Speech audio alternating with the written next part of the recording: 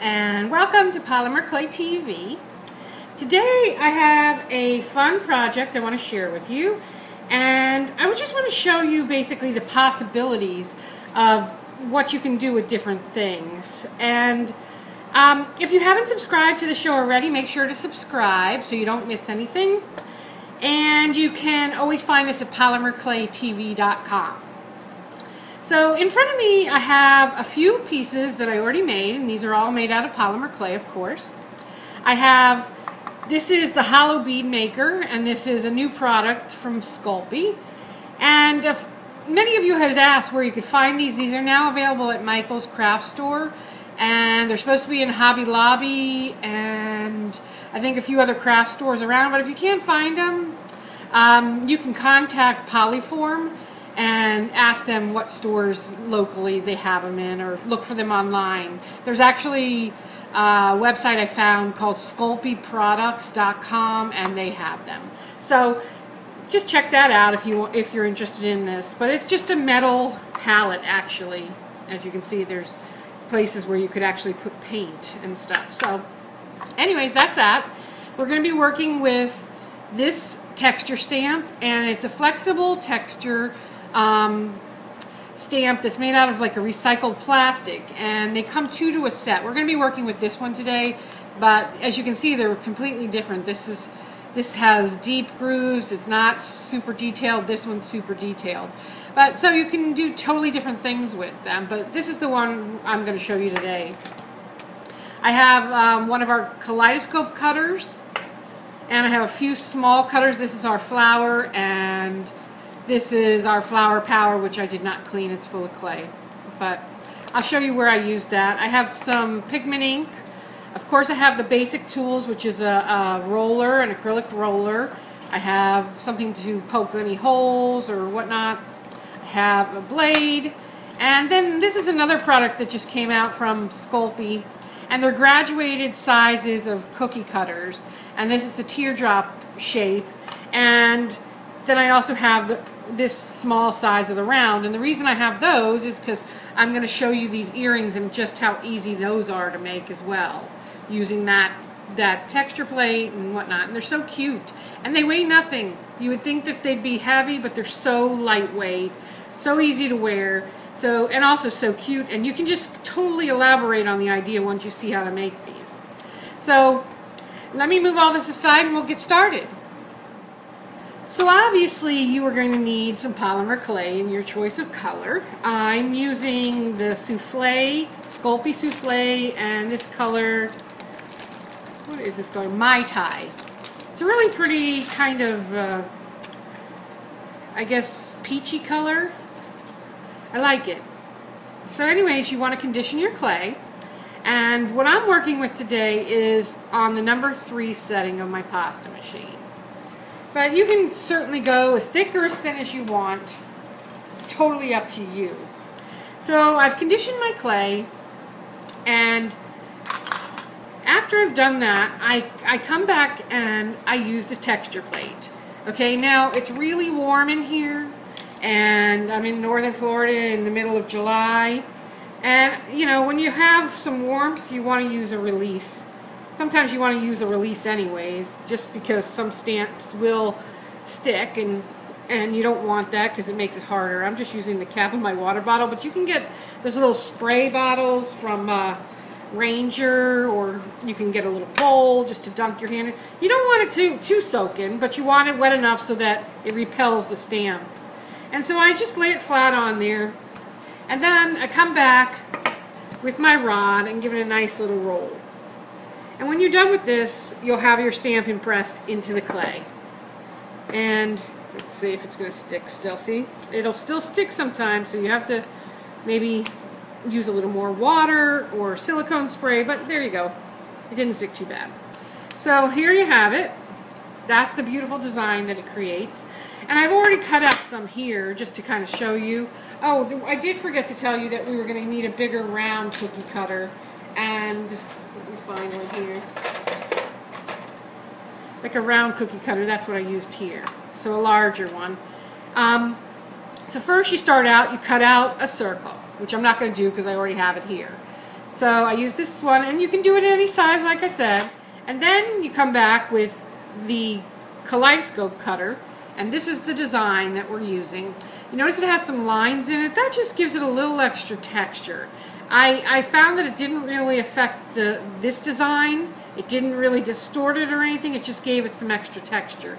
And you can see that on this one here. So basically, I'm just gonna, you would just cut it out. You should probably use a release again, which I did not do, but you get the idea. Peel off the extra. Now save that because we're going to be using that. And there you have it. So it's simple. You clean up your edges. And so now once you do that, I come back here with, and I'm using the largest one. Just, I guess it doesn't really matter. You're just going to try and get it domed. And so you use your fingers to flatten it a little, lightly. You want to do this lightly. At this point, if you want to add any ink or any powdered pigments, you could do that to the base coat. On this one here, I didn't do it. I added it to the top part. So it's totally up to you. Like I said, you know, the idea is to make it your own and do what pleases you and what you like and what colors you like. So that's the general idea. Okay, so now this is already cut out, it's already cleaned up. Now what I want to do is I want to lay this right on top, and I want to center it as best as I can. And then I'm going to piece all these down on top of it, gently pushing. You're not looking to push it so hard that you distort it. So, but you want it to have this domed shape. And I'm going to share something I discovered after I did this in a second.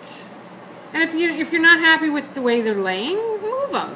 You know, just don't press too hard until you're sure you want the design there. And then you don't even have to press too hard because the clay will adhere to the clay, so it's not an issue. So there you have that. Simple, simple, simple. At this point, you can, like I said, you can add some color or something to the top if you want ink, if you want powdered pigments, if you want pan pastels. It's totally up to you. But I'm going to just finish off the top here. Now, on this one here, I used, not the daisy cutter, I actually used the flower. Let's use the daisy cutter just to see how it looks. And you get a different look just by changing out the cutters that you use, too. And you can use any cutters, any cookie cutters you have around.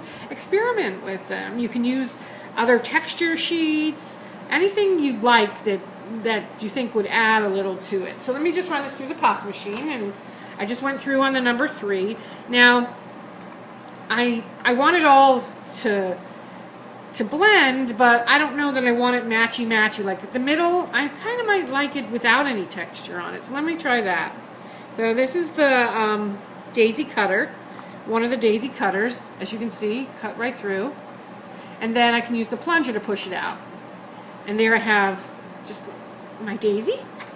And I can stick this in the middle and line it up any way I want, so it's super cute. And there you have that. And I could texture it more if I want to. I can put a crystal in the middle. That would be really cute. Let me grab my small bag of crystals. I hit the mother load at one of the the flea markets a few years ago, and I already have a ton of crystals, but boy did I add to my collection here. So let's see. I guess a nice larger round one would look good in there. Let's give it a shot. How about maybe a goldish color? Yeah, I think this would be pretty, minus the cat hair, of course. So at this point, I would stick this in the middle, line it up in the middle. It's kind of hard for me to see, but let me turn it. And so you'd line it up, give it a light push, and then you can use the end of a paintbrush or the end of a knitting needle and push it right in the center until you have it exactly where you want it. And that'll keep it secure. The polymer clay kind of builds up a little wall around it and will keep it secure. So there you have that. You can texture it any way you want. You can, like I said, add color. I don't want to do that copper color since I already did it. Let's do a little powdered pigments. And so you would just, I like to put my powder pigments into the cap and take them out of the cap, because otherwise you can end up with way more than you want. And then you can just decorate it any which way you want, just to add a little extra, you know, rather than just leave it all the same color or the same everything. I can even add, obviously, some color down here. I don't think I want a saturated color, just maybe like a light dusting. And it really makes that design pop. You know, I mean, just think about different things that you can do. And you know, you can do multiple colors. It certainly doesn't have to be all the same color. Let me just get on here. And how cute is that? And what did it take? Not even 5 minutes? So, I told you I was going to tell you something that I discovered. And so, okay, so this one, let me move out of the way. That one's done. But I had made these 3 previously, and I was just playing around with them. I like to, like, kind of hold things in my hand and really kind of consider them and whatever. And so I started playing with them and putting them, you know, at different angles, and I discovered I could make the coolest reversible bead ever. How cool would that be? I mean, you could totally get a different look on this side. And the thing is, by having different colors, you get a nice contrast. This becomes the background. On this side, this becomes the background. So when you're making these, you don't have to just make the one, and you certainly can, and make it into a pendant or whatever you decide, but you can also make beads that are unbelievably cute, that are completely reversible, and just have a different look. I mean, you can even turn this into a little incense burner. It doesn't even have to be a bead. You could put a hole in the middle and make it a little incense burner, anything. So what I'm trying to say is, you know, think outside of the box. I mean, that really, when I was playing with it and I saw how well they fit together and how cool they looked, I was like, oh my gosh, I gotta do that. So I probably will be making these, and you'll probably see a few of these show up in my Etsy shop. If you want to check out my Etsy shop, it's ElysaArt, ILYSAART.etsy.com, and Etsy spelled E-T-S-Y. So that's that. Now let's do the earrings, and I'll show you how cute and easy those were to do. And so let me just condition this again. And I'm going to run it through the 3rd setting of my pasta machine.